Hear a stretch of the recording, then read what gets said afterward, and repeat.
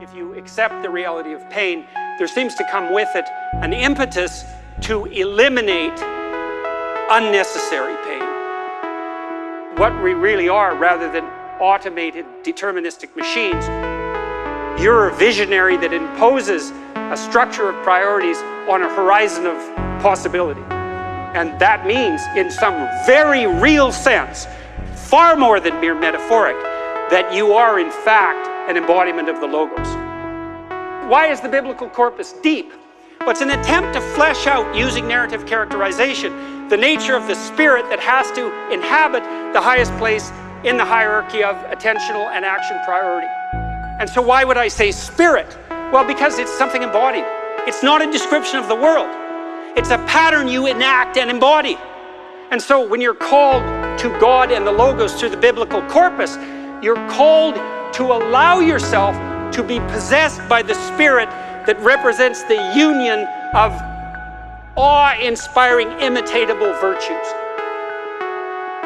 Hopefully, we'll all wake up enough at the individual level to play out that catastrophe of valuelessness within our own souls and render the judgment that's necessary upon each of us in ourselves by our own voluntary assent, or we'll act out the failure to do that in the external world.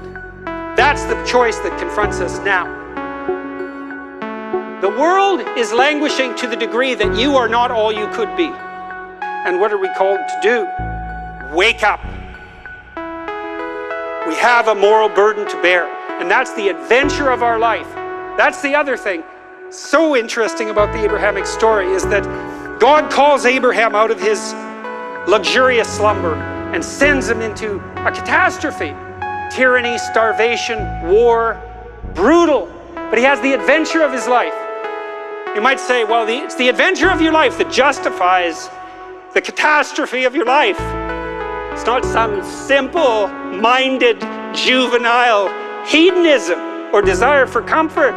That's not what we're built for. We're built for the adventure of our lives. And where do you find that? You find that in orienting yourself to the highest possible good in all ways and speaking the truth forthrightly along that pathway.